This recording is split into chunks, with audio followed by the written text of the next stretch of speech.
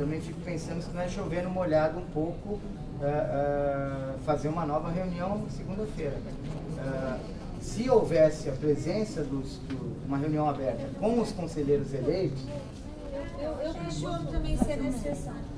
Eventualmente, talvez o mais produtivo nessa linha, Bernardo, que seria nós designarmos os conselheiros eleitos para a extraordinária para estarem aqui acompanhando. E aí mantemos só a quinta-feira com designação do pessoal para estar necessariamente acompanhando. Eu acho que a gente podia hoje, pelo menos, verificar se dá para fazer a extraordinária de quinta e a ordinária de sexta, porque a gente precisa pelo menos firmar se a gente vai manter os critérios apresentados pela administração. Porque se a gente for alterar critérios, se não for só uma adaptação, a depender da contribuição dos colegas das unidades, a gente vai levar um tempo muito maior do que fazer só uma adaptação. Então, acho que a gente precisa avançar um pouquinho para daí fechar um calendário. Assim, eu não me sinto à vontade hoje de firmar um compromisso que eu vou conseguir votar isso até o dia 23. É porque eu não sei qual critério que o Conselho vai seguir. Então, acho que a gente poderia, acho que houve aí 2 reuniões abertas, nós não temos ainda um material que ontem, acho que no final da tarde só, que foi encaminhado, né, das unidades, a gente tem que receber esse material, os conselheiros têm que se debruçar sobre isso, até para tentar verificar se dá para haver adaptação a partir dos critérios apresentados pela administração, ou se nós vamos opinar pela alteração de critérios. Né? E aí eu acho que é um calendário muito maior. Então, acho que a gente podia avançar um pouquinho mais na quinta e na sexta e a partir daí definir um calendário mais coerente, né? Mais possível. Não, eu concordo, até assim, isso foi um calendário bem sugestão, para começar. Claro. Aqui a gente acabou prevendo a realização de mais 4 extraordinários, 3 ordinários, só considerando que nessas ordinárias a gente vai ter outras coisas para votar também, né? No final de mandato, tem várias coisas, relatórios semestrais, de núcleos, tudo que a gente vai precisar para finalizar a gestão. Tem que apreciar. E 3 reuniões abertas. Agora, o calendário, na verdade, ele acaba se estendendo para outra gestão, né? Então, na verdade, não teria esse compromisso nosso, porque pelo calendário que está aqui, a votação seria do conselho, do próximo conselho. Né? Então, mas aí, se a gente não tem condição de firmar um compromisso, a gente pode firmar um compromisso para os próximos que vão entrar. Né? A ideia aqui é só avançar mais uma semana para a gente tentar, até com a participação dos novos, entender um pouco qual vai ser a lógica aqui. Né? Se vai ser de alteração de critério ou só de adaptação a partir da contribuição das unidades. Nós esquecemos também que a partir de terça-feira, prazo máximo, haverá também uma nova gestão, né? Já designada pelo governador ou não. Né? Os conselheiros precisam saber disso também, né? Entender da gestão se vai ficar mesmo. Minha sugestão, então, acho ouvindo que a gente tentar avançar pelo menos na definição da semana que vem. Pessoalmente, acho que talvez a gente corra o risco de fazer uma reunião esvaziada, se a gente marcar já uma agenda de reunião aberta segunda. Manteríamos a extraordinária de quinta e a ordinária de sexta-feira, com a extensão do prazo para sugestões. Minha proposta aqui, até segunda-feira. De segunda, terça e quarta-feira, junto com a Tatiana, nós compilaremos todas as propostas que recebemos e até quarta à noite a gente tenta passar para todos os conselheiros tudo que chegar em termos de sugestão de cargos, para na quinta a gente fazer a extraordinária. Se me permite, acho que a gente podia curtar um pouquinho, que é para eu poder fazer este parecer final desta administração até sexta. Então, só se a gente fixar o prazo para remessa de sugestões até amanhã. Eu acho que sim. Acho que já foi até segunda-feira. Foi até sexta. Duas prorrogações. Mas aqui como se consolidou essa sensação de que a gente não vai ter fôlego para resolver isso nessa gestão, eu ontem até falei na reunião aberta. Continuei mandando, provavelmente até a semana que vem. Poderia deixar para o segundo? E daí, acho que dá, vamos fazer um esforço, Juliana. Terça a gente tenta consolidar para na quarta, para você ter condição de elaborar seu voto. Aí eu tenho que apresentar isso na extraordinária de quinta ou segunda-feira à noite, colegas. 18 horas, segunda, prazo final para a remessa das propostas concretas de alteração da distribuição dos cargos. Nós podíamos fazer uma consulta, Sara, aos conselheiros eleitos já da disponibilidade deles na quinta pela manhã, você dá um retorno para a doutora Daniela, para que a gente possa fazer a designação já dos colegas. Você propõe que a gente designe para que eles possam estar aqui com prejuízo das atribuições, e se for o caso até de avançar, durante a tarde na quinta-feira, na discussão, a gente tem condição de dialogar sobre isso com os conselheiros eleitos. E aí talvez na quinta mesmo ou na sexta-feira, com os conselheiros eleitos, aí a gente já tenha condição de fixar mesmo um calendário fechado. Os colegas estão ansiosos em relação à grande remoção, todo mundo perguntando que dia que é dia 25, não, é antes, é depois, Então a gente tenta na quinta fechar esse cronograma com a presença dos conselheiros eleitos aí, que serão empossados no dia 23, né? Na quinta que vem a gente já tem a nomeação? O prazo. Eu acho que sim, o prazo, o Luciano lembrou aqui, salvo engano, é terça-feira. A lista foi protocolada numa segunda-feira, então vence o 15º dia na terça-feira que vem. Eu vou... tá, então vamos só um segundo ponto. Na sessão extraordinária de quinta, mantemos só esse processo? E aí na de sexta a gente precisa realmente se debruçar, porque a pauta está bem complicada, né, Ju? Essa é a minha preocupação, porque nós estamos contando com 2 sessões, mas para discutir esse processo vai ter que ser a extraordinária, senão vai ficar tudo para a próxima extraordinária. Extraordinária, quinta-feira, dia 15 às 9h30. Pauta exclusiva no processo 210. Porque acho que o próximo, como será decidido na próxima gestão, o próximo faz o eu acho que mais razoável que eu traga então o parecer final com a visão desta gestão, pegando os dados, consolidando as sugestões, mas acho que não há sentido, já que isso será discutido na próxima gestão, decidido pela próxima gestão, eu desde já ler o voto. Eu tinha dito, eu também acho. E aí o futuro terceiro superior tem condição, inclusive, de ir acompanhando a posição da próxima gestão. Acampar ou... Fica uma ingerência, me parece uma ingerência que extrapola um pouquinho a minha. E eu só vou pedir, Sara, para conversar com o pessoal da comunicação, para sair um comunicado hoje, dizendo que o prazo final para envio das sugestões é segunda-feira, dia 12, às 18 horas, no e-mail da Tatiana. Tá? Se você puder já ajudar a minutar esse comunicado, o pessoal da comunicação valida e solta agora à tarde, isso para o pessoal não falar que não teve tempo de enviar. Então, ok, colegas, pactuada a sessão extraordinária com designação dos novos conselheiros eleitos para participarem como ouvintes. Parece interessante um comunicado hoje. Então, é o que eu pedi para a Sara, para ela já fazer a minuta e deixando claro que o prazo para sugestões é segunda. A gente tenta, até terça, no mais tardar quarta, disponibilizar o quadro de sugestões recebidas para todos os conselheiros, tá bom? Fazer o contato com os novos. E aí a secretária do conselho faz contato com os conselheiros novos e fica o compromisso da Defensoria Geral de designá-los com prejuízo das atribuições para acompanharem como ouvintes aqui a reunião da semana que vem. Ok? Então passamos para o processo SDP número 178/2014, interessado a primeira Subdefensoria Pública Geral. Assunto propósito de deliberação que busca estabelecer política de atendimento às pessoas provisoriamente presas, atendidas pela Defensoria. Relator é o conselheiro Rafael Bessa Yamamura, a quem passo a palavra.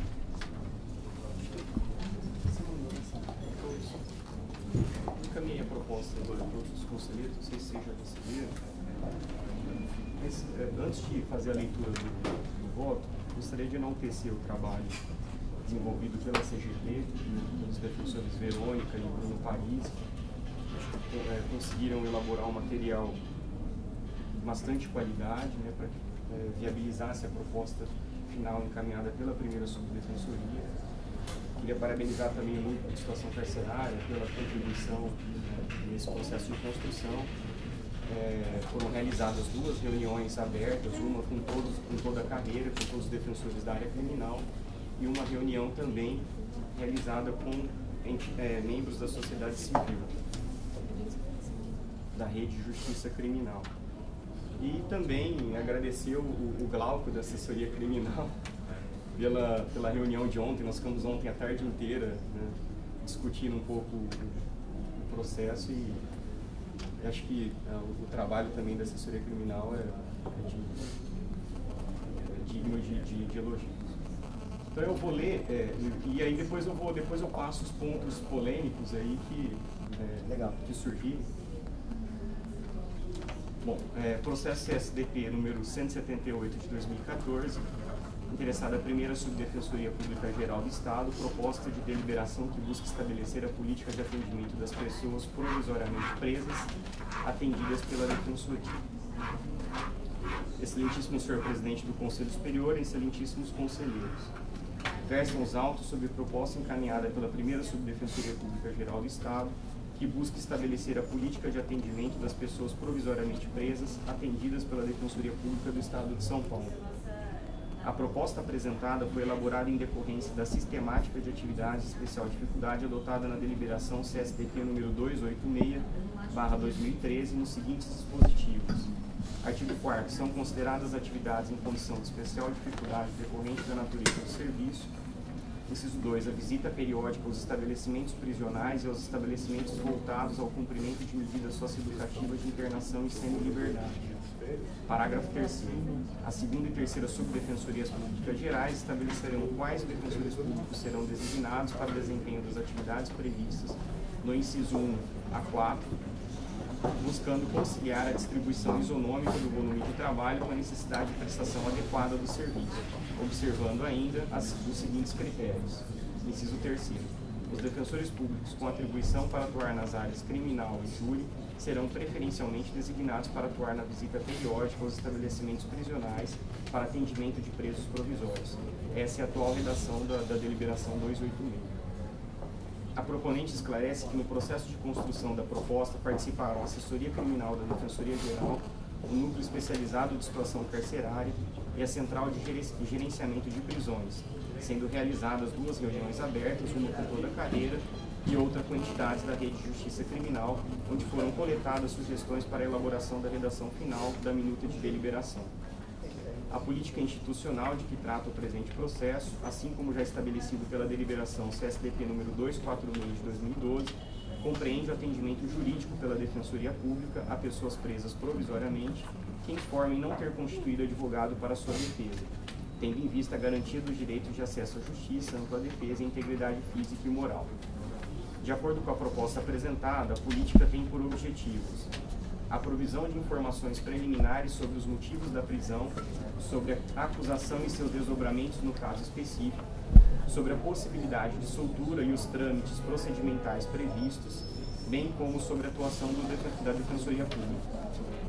A obtenção e registro de meios de contato com familiares ou pessoas próximas, a obtenção de elementos que possam auxiliar o acolhimento do pedido de liberdade ou de prisão domiciliar a ser formulado perante o Poder Judiciário, a colheita de elementos que possam subsidiar os demais aspectos da defesa técnica, a fiscalização das condições de aprisionamento e identificação de violações a direitos das pessoas presas, o estabelecimento de contato contínuo com a pessoa presa a partir da provisão de informações posteriores ao atendimento inicial e a identificação e encaminhamento de casos que demandem atuação em favor da manutenção do poder familiar, se assim desejado pela pessoa atendida. A deliberação visa regulamentar e efetivar o atendimento jurídico às pessoas presas provisoriamente por meio de entrevista pessoal no estabelecimento prisional em que estiverem detidas, sem prejuízo de outros meios que se afigurem adequados e pertinentes à concretização da ampla defesa no caso concreto. A minuta de redação apresentada propõe a criação pela Defensoria Pública Geral da Divisão de Apoio ao Atendimento do Preso Provisório, DAP, órgão administrativo vinculado à assessoria criminal, que desempenhará atividades voltadas à organização das visitas, preparação das respectivas escalas e a documentação necessária, organização e execução dos fluxos de comunicação e encaminhamento dos casos, bem como o armazenamento e sistematização das informações relacionadas às atividades desenvolvidas e dos dados obtidos através dela. O atendimento será efetuado pelos defensores das varas criminais, singulares ou do júri, juizados especializados em violência doméstica e familiar contra a mulher, quando a atuação compreenda a defesa do acusado, juizados especiais criminais e a unidade DIPO da Regional Criminal da Capital. A regulamentação dos defensores que desempenharão atividade na capital, Grande São Paulo e interior, o número médio de visitas mensais aos estabelecimentos prisionais que deverão ser objeto da visitação será de competência da 2ª e 3ª Subdefensorias Públicas Geral, que deverão editar atos observando as seguintes diretrizes. 1. A necessidade de manutenção de um número mínimo de defensores para a estruturação do atendimento inicial civil. 2. Atendimento do maior número possível de presos provisórios, incluídos no sistema prisional do Estado de São Paulo, que informem não ter constituído advogado para sua defesa, considerando o número de defensores que serão designados para a realização da atividade regulamentada nessa deliberação. E 3. A equalização do número mensal de visitas a serem realizadas na capital, região metropolitana de São Paulo e interior do Estado, bem como a preservação do comparecimento dos defensores em audiências consultados previamente e semestralmente os defensores envolvidos e observadas as peculiaridades de cada local. Os atos ainda poderão ser renovados semestralmente após oitiva do núcleo de situação carcerária e dos coordenadores das regionais atingidas pela atividade.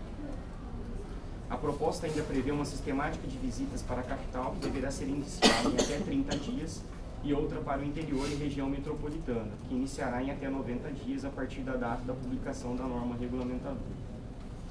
Por fim, propõe a revogação da deliberação CSDP número 246 de 2012 e a criação de uma comissão de monitoramento para análise do cumprimento, da efetividade e das condições materiais para a plena operacionalização da deliberação, composta por 4 membros indicados, um pela Defensoria Pública Geral, um pelo Conselho Superior, um pelo Núcleo Especializado de Situação Carcerária e um pela Ouvidoria. A comissão terá a função também de encaminhar ao Conselho Superior relatórios semestrais e um relatório final após 2 anos, com sugestões de aperfeiçoamento da sistemática prevista na deliberação. Eis o relatório, passo a opinar. No mérito, entendo que a proposta deve ser acolhida pelo colegiado por representar importante avanço na atuação da área criminal, buscando melhorar a defesa processual antes da resposta à acusação, bem como a atuação voltada à efetivação da liberdade.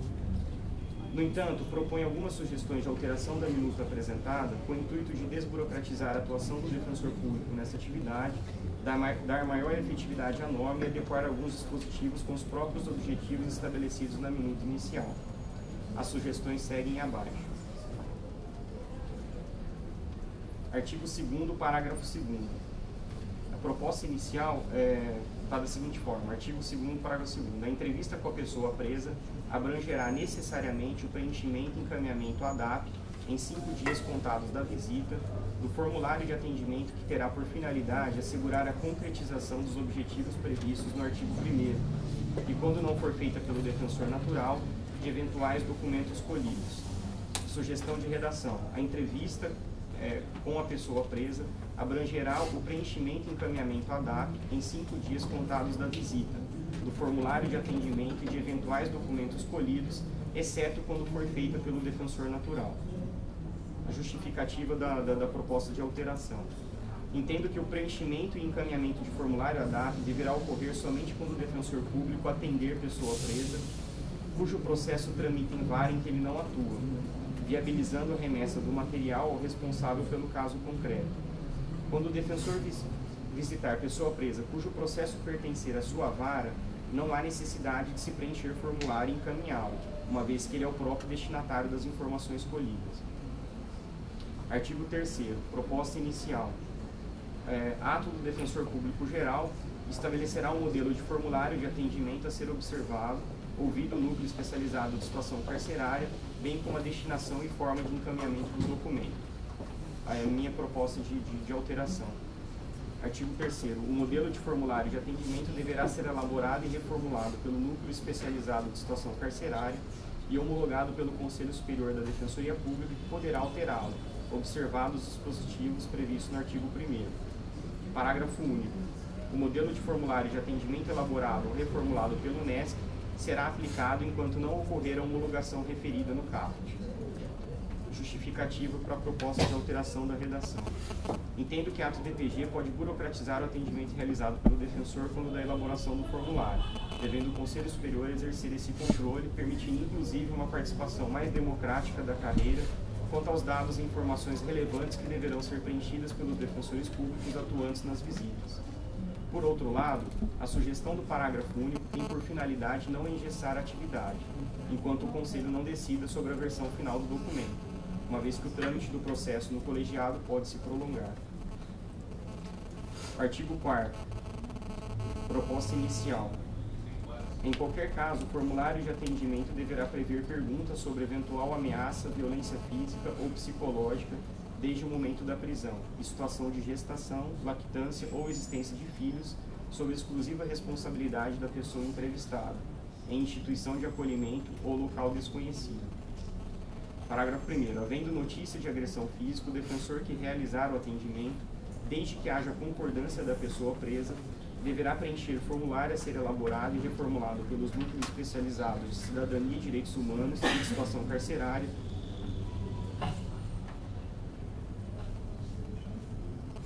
e homologado pelo Conselho Superior. Parágrafo 2º. O formulário descrito no parágrafo anterior deve ser remetido em 5 dias contados da visita à DAP, que no mesmo prazo encaminhará ao núcleo especializado de situação carcerária, quando o relato de agressão apontar como autor agente penitenciário, e ao núcleo especializado de cidadania e direitos humanos nos demais casos.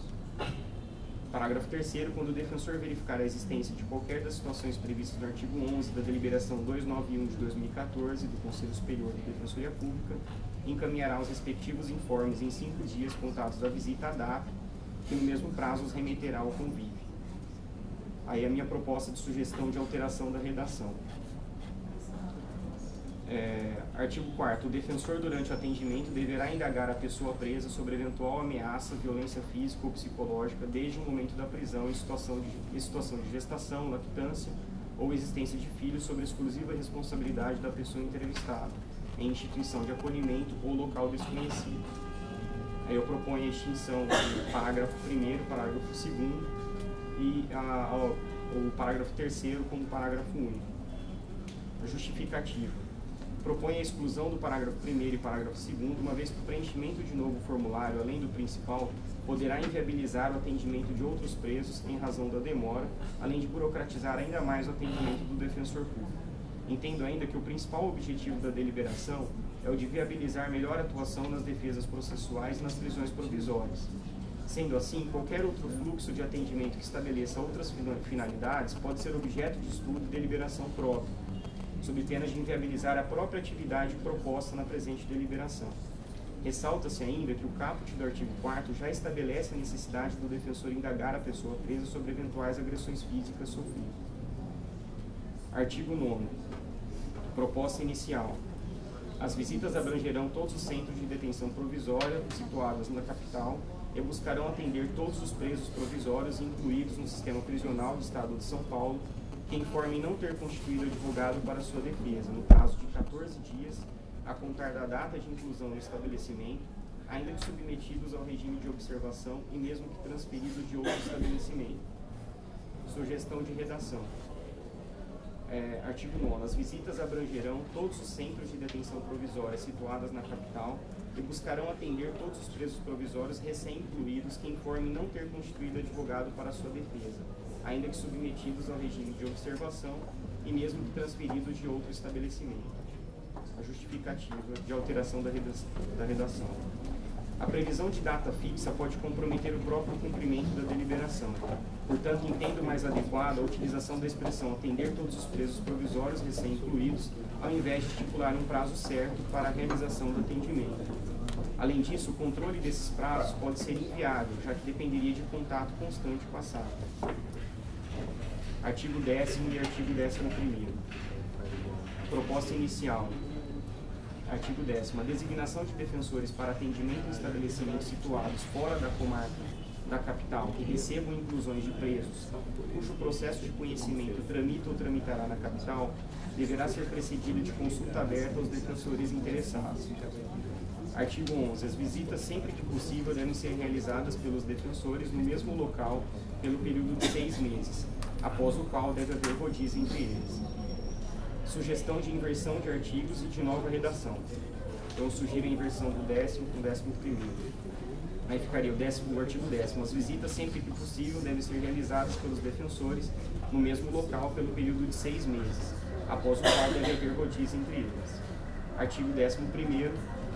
ficaria da seguinte forma: os defensores públicos inscritos nesta atividade poderão ser designados para atendimento em estabelecimentos situados fora da comarca da capital que recebam inclusões de presos cujo processo de conhecimento tramita ou tramitará na capital, observadas as premissas estabelecidas pelo parágrafo 1º do artigo 6º da presente deliberação.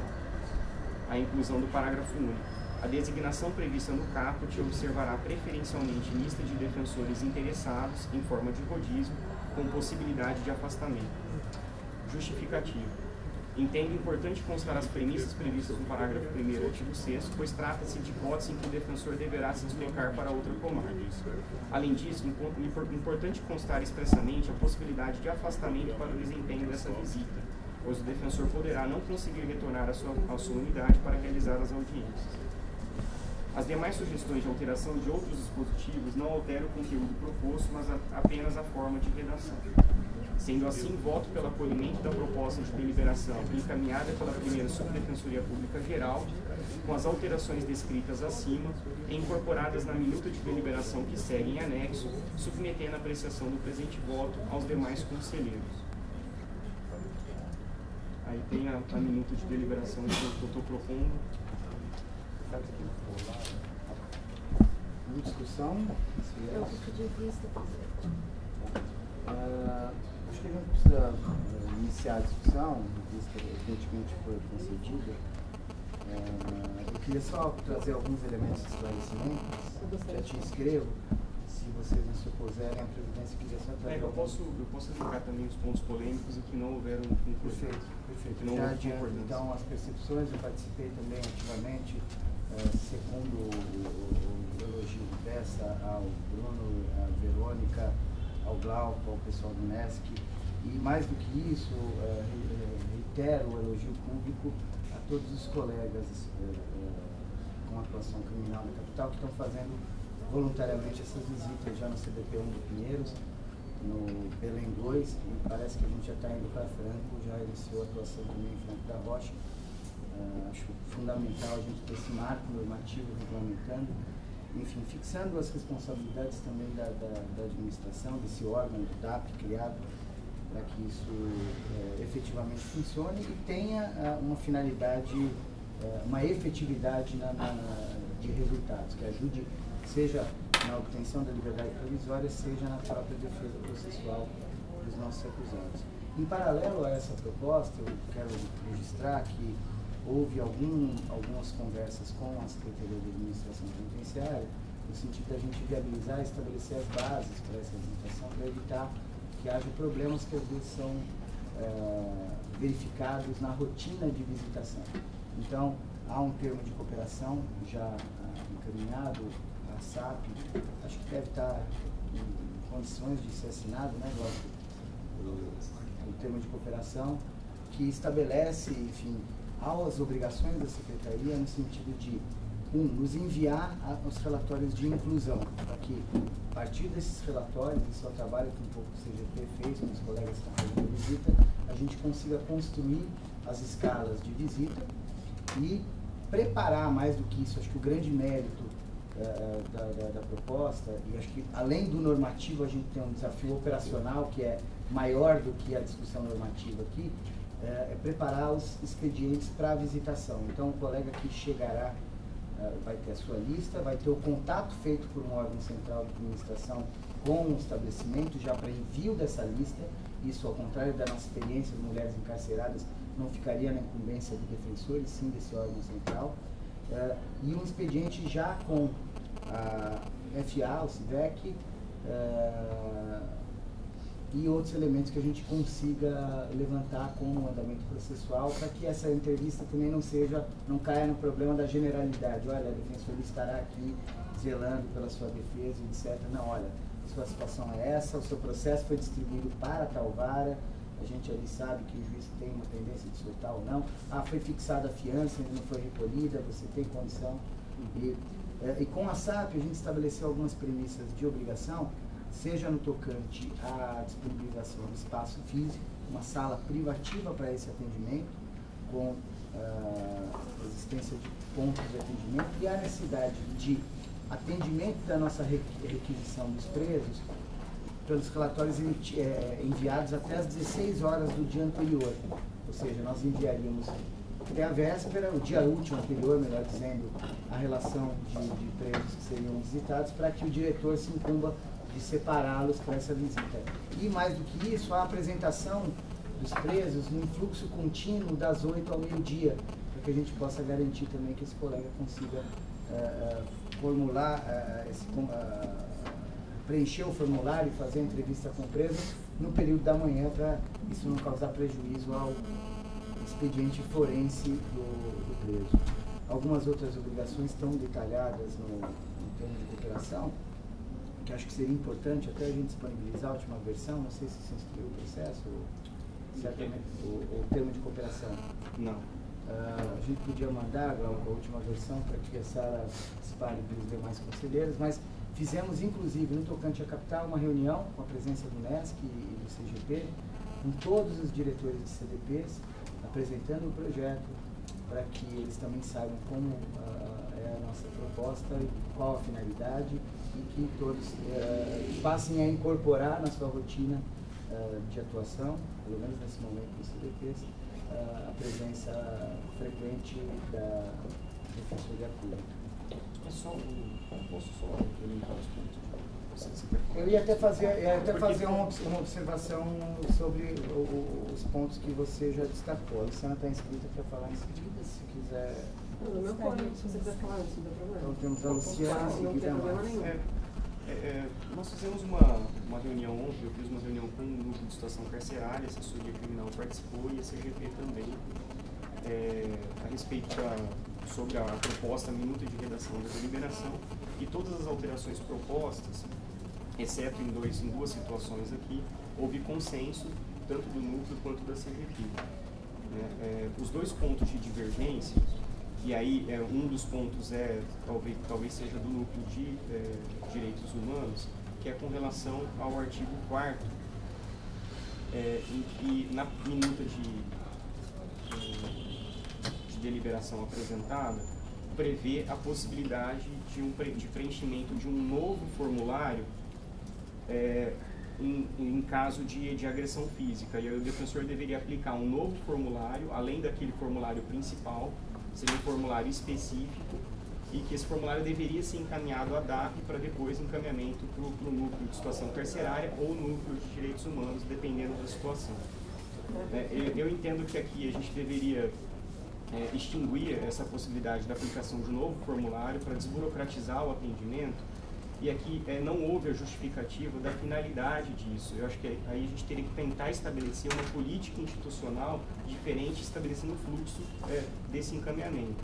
Porque o objetivo principal da deliberação é justamente melhorar o atendimento da defesa processual, na resposta à acusação, e também viabilizar um melhor atendimento na atuação da Defensoria com relação aos presos provisórios, nos pedidos de liberdade e nos HCs para o tribunal.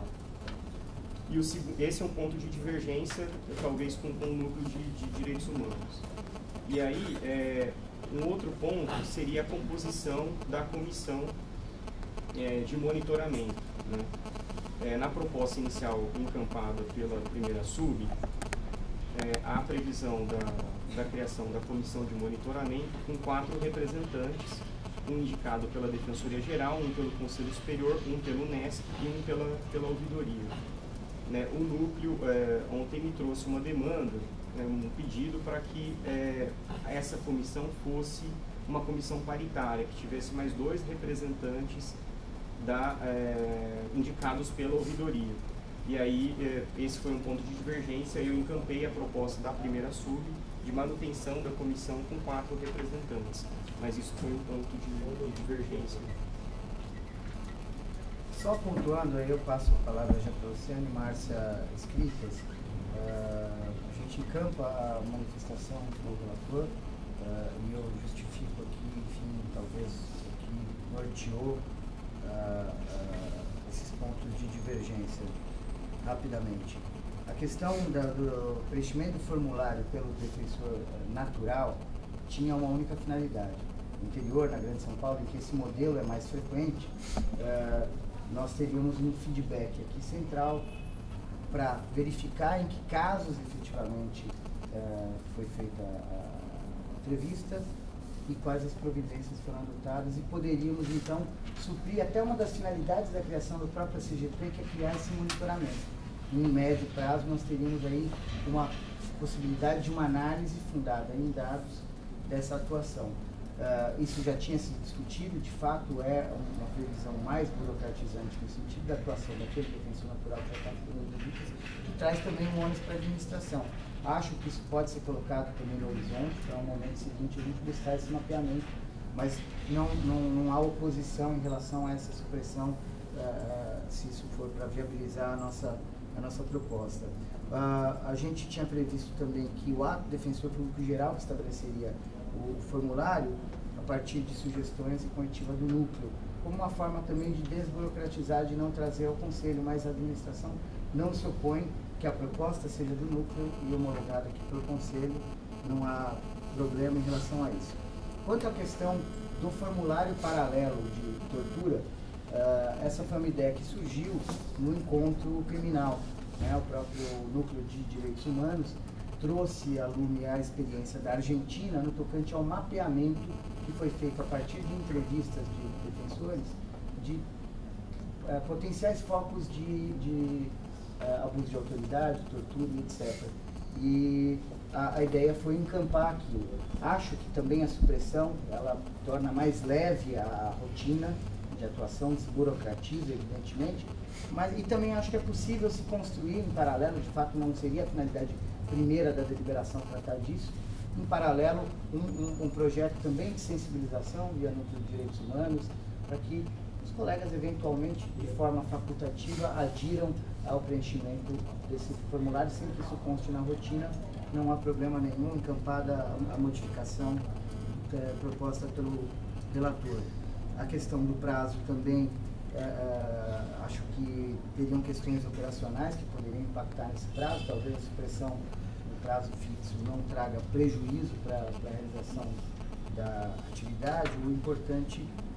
O mais importante seria, de fato, que nós tivéssemos esse acesso, não no dia seguinte, porque aí a gente ainda não vai ter a decisão da conversão do flagrante em preventiva, mas nos primeiros dias, para que a gente, de fato, tenha esse contato enfim, a garantia de que todo preso incluído no sistema, todo preso provisório incluído no sistema prisional do Estado de São Paulo tenha acesso a um defensor público. Acho que essa é a finalidade principal. A última alteração aqui, do artigo 10 e 11 também, que diz respeito àquela possibilidade. Hoje a gente tem inclusão exclusiva da capital em Guarulhos e em Osasco, né, em CDPs. A gente já teve essa preocupação, acho que está melhor arranjada a redação do relator, mas a preocupação de que houvesse uma manifestação de interesse, colegas que queiram aqui da capital fazer essas visitas, acho que está bem equacionado. Então, de todo modo, a administração ela encampa o voto do relator acresço, evidentemente que o pedido de vista é regimental e é respeitado, uma preocupação enorme da gente avançar nessa discussão. Seja porque, se isso passar por um outro conselho, essa discussão recomeça do zero, ou pelo menos é natural que as pessoas queiram se apropriar, seja porque há notícias, isso foi trazido à Defensora Pública Geral nos últimos dias, seguras de que o governador está extremamente apreensivo com isso. Acho que, enfim, a gente tem noticiado as reuniões e, de fato, a preocupação do governo do Estado com a questão prisional, afirmou textualmente que incumbiu a Secretaria de Justiça de formular um projeto baseado em advogados da OAB para atendimento dos presos provisórios, se a Defensoria não atender essa demanda. Então, só trago esse elemento, evidentemente que aqui não quero fazer ressonância de pressão ou não, mas existe um contexto, uma conjuntura política que tem que ser considerada pelos conselheiros aqui na celeridade ou não da aprovação dessa proposta. Nesse sentido, pese embora o voto de vista o pedido de vista da conselheira Franciane, Eu já gostaria de antecipar o voto, adiantar o voto pela aprovação nos termos do voto do relator, e acredito que a segunda e a terceira sub também o farão nesse sentido. E aí temos inscritos aqui a Luciana e a Márcia. Luciana, com a palavra. Bom, eu queria me somar ao pedido do mestre com relação à comissão e, diante do pedido de vista da Franciane, tem 2 pontos que, além desse, do pedido específico da paridade, 2 são elementos pontuais, mas que creio que não haverá qualquer discordância. Um deles é qual é o fato gerador da criação dessa comissão de monitoramento, onde é que isso vai estar previsto? Para a gente não criar algo que não tenha, olha, vai ser criado dessa forma, nesse prazo e da seguinte forma. Para a gente tentar deixar isso mais amarrado, ter um dispositivo simples, dizendo, olha, essa comissão, cada órgão que tem que indicar um representante vai indicar em 15 ou 30 dias, e então a comissão passará a atuar. E o segundo elemento, aonde vão ser disponibilizados os relatórios dessa comissão. Luciana, o prazo que você está fazendo referência com relação à criação da comissão. Porque tem, os órgãos vão indicar. E qual é o prazo para esses órgãos indicar? Porque tem um prazo para o início da implantação da deliberação. Se os órgãos não indicam, ainda a gente não tem. Não, é porque se presume-se que seria dentro desse prazo, entendeu? Acho que valeria a gente deixar... Colocar um parágrafo, não tem problema nisso. Os representantes serão indicados em 30 dias e no prazo de 40 dias será realizada a primeira reunião. Isso já amarra um pouquinho... Exatamente. E um outro elemento para a gente, se a gente puder ter um dispositivo também prevendo onde vão ser divulgados os relatórios dessas comissões, para que isso também possa ser de conhecimento amplo. Se o relator não se opuser, a gente poderia incluir um parágrafo também dizendo que serão disponibilizados no portal e encaminhados também para os defensores e servidores. Acho que a disponibilização no portal já me contempla. Quanto mais, melhor. Assim. Para a composição da comissão, o relator também 30 dias, com 15 para a primeira reunião. Incluir o parágrafo ali dizendo que em 30 dias serão indicados os representantes referidos no caput, sendo que 15 dias após a composição, a reunião fará a primeira reunião, uma coisa do gênero. Só dialogando, antes de passar a palavra para a Márcia, qual a questão da composição da comissão, Luciana, acho legítimo se buscar a paridade. Agora, a gente tem que ter consciência de que não é uma comissão de cunho deliberativo. Então, a escuta de um representante da ouvidoria nos pareceu, e um representante da sociedade civil, que seria indicado pela ouvidoria, nos pareceu suficiente para que essa pessoa, que certamente será extremamente qualificada nesse tema, nesse aspecto, garantir, enfim, esse veículo de comunicação. Como não é uma comissão que vai ter uma função deliberativa, e sim vai apresentar sugestões e alteração, aperfeiçoamento da sistemática, acho que ainda que reste vencido esse representante, ele tem toda a condição de mandar as suas posições. Ainda que a gente garantisse a paridade, isso não teria efeito prático algum. Tem efeito prático sim, Renato, de divisão de trabalho.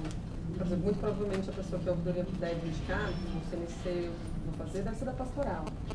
Me parece a entidade com uma legitimidade para essa empreitada. Eu não sei dizer, por exemplo, se uma pessoa que não é... Como é que ela vai ter condições de trabalhar no Mas a gente pode construir o suporte de outras formas que não seja com uma representação com assento na comissão.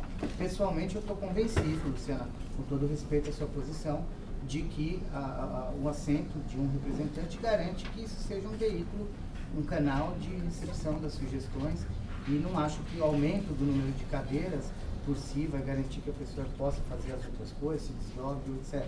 É uma posição que, de fato, eu só registro aqui e que está aberta para discussão dos conselheiros. Eu estou só justificando, essa foi uma discussão que houve, o CGP assim propunha, até o NESC, acho que assim propunha, e a decisão da administração foi no sentido de garantir, sim, essa escuta. Isso se construiu, inclusive, numa reunião que fizemos aqui com alguns representantes da Rede de Justiça Criminal, e foi incorporada, mas naquele momento também não havia se pactuado em paridade, e para mim não faz sentido, para um órgão que não é deliberativo, a gente buscar a paridade, que poderia ter no relatório as sugestões de 1 ou de 3 representantes. Eu entendi que a gente não vai esgotar o tema, mas como você fez a defesa de mérito, eu queria, por favor, fazer em sentido contrário. Quase nenhum conselho de direito ele é deliberativo, nem por isso ele deixa de ser paritário. Então, acho que o acúmulo que tem nesse sentido, ele caminha em sentido diverso. Ok, não é um conselho, é uma comissão de acompanhamento, mas tudo bem, está registrado. Conselheira Márcia. Eu já adianto meu voto, concordando com as propostas de alteração do conselheiro Rafael, mas paralelamente a isso, persiste ainda uma preocupação da minha parte. O artigo 1º estabelece que a política institucional de que trata a deliberação tem vista a garantia dos direitos de acesso à justiça, ampla defesa e integridade física e moral, e terá por objetivos, vamos ao inciso 5º, a fiscalização das condições de aprisionamento e identificação de violações a direitos das pessoas presas. Concordo com aquela questão de exclusão daquele segundo formulário, mas esse tema continuará no formulário principal.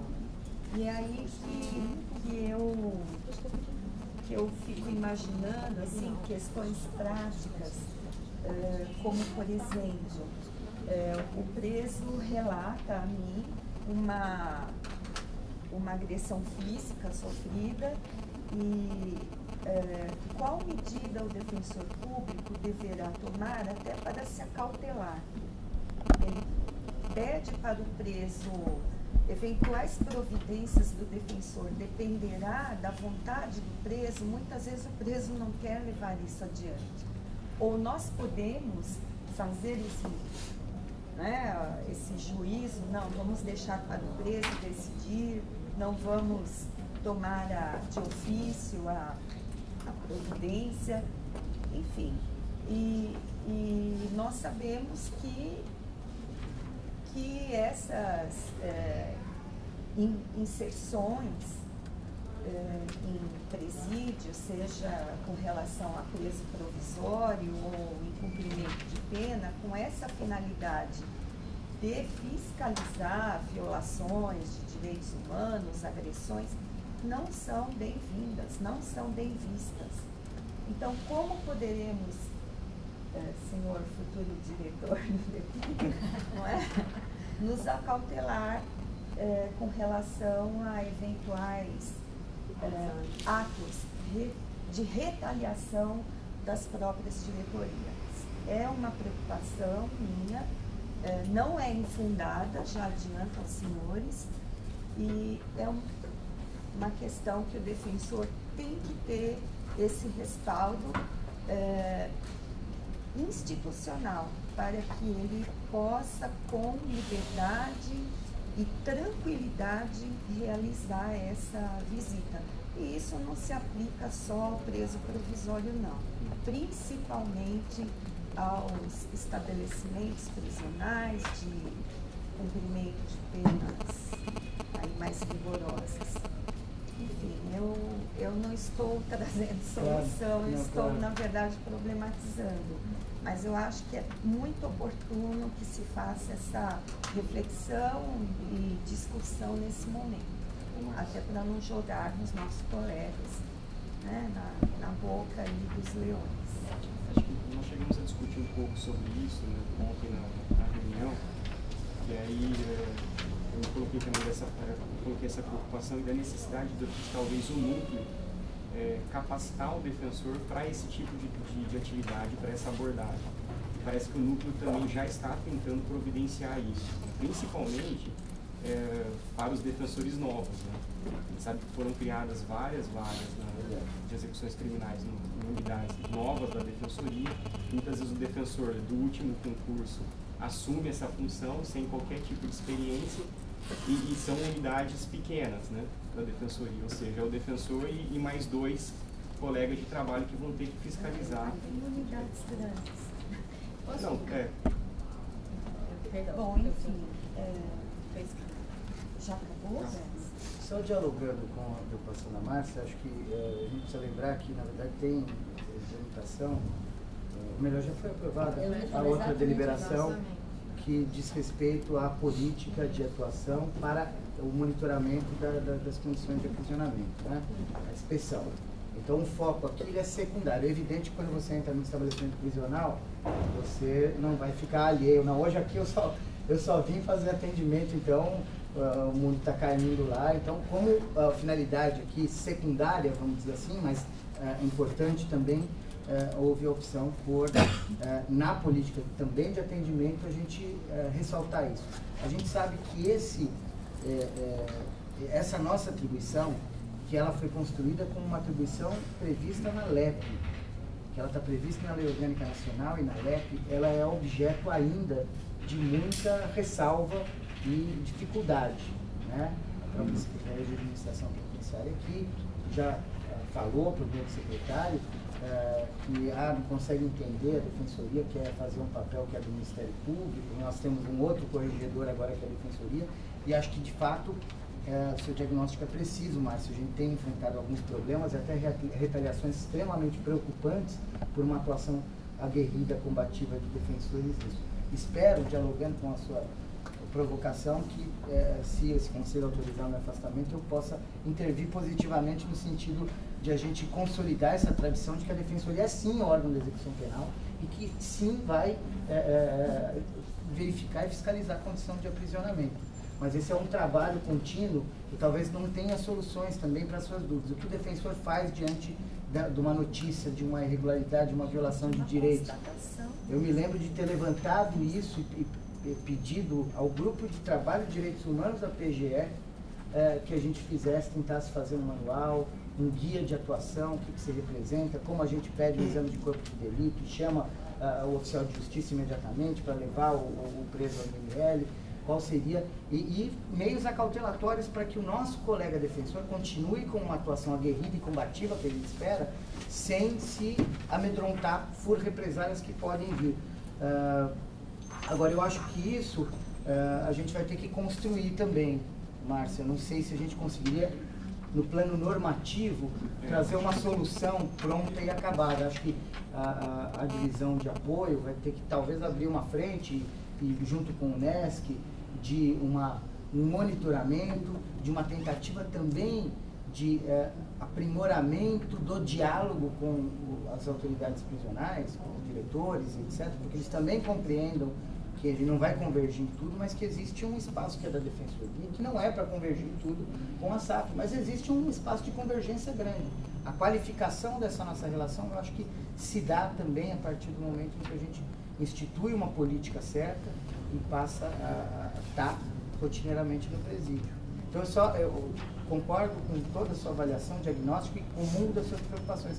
Eu só não acredito que no plano normativo a gente resolva esse... Nós já tivemos um avanço na deliberação recente, que é da visita de inspeção. Né? Perfeito. Que vai ter sempre um integrante do núcleo que irá acompanhar. Com toda uma tecnologia, enfim, que bebeu nos relatórios internacionais de monitoramento. E acho que retomar a palavra. Claro. Pelo texto dessa deliberação, eu não sou perita no assunto, mas me parece que nós estamos determinando que deverá ser feita que seria a visita de inspeção. Quase, né? Quando você está lá para constatar violações de direitos humanos, né? E fiscalizar as condições de aprisionamento, identificação de violações a direitos das pessoas presas. É isso que é esse comando que o Conselho está dando para os colegas. Então, eu acho que, paralelamente a isso, nós devemos já, sei lá, articular essa, a conversa com os russos, como se diz, né? Os russos lá da SAP, do governo, né? O governador, porque fica difícil o colega ir para um presídio e sair de lá com um problema grave. Não resolve o problema do preso e arruma outro para ele. Bom, é só uma, desculpa,